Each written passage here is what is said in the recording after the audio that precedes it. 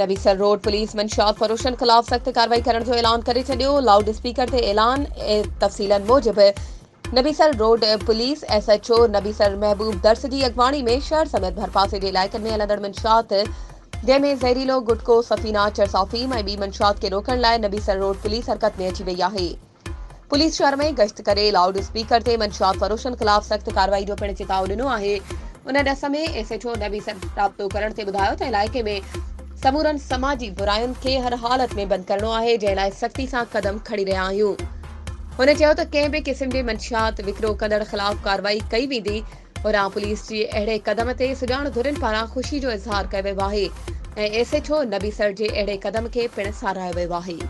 वधीक ख़बरुनि ऐं अपडेट्स जे लाइ असांजे चैनल खे सब्सक्राइब कयो ऐं हा, बेल आइकन खे प्रेस करणु न विसारिजो त जीअं असांजी हर नई अचण वारी वीडियो तव्हां ताईं पहुची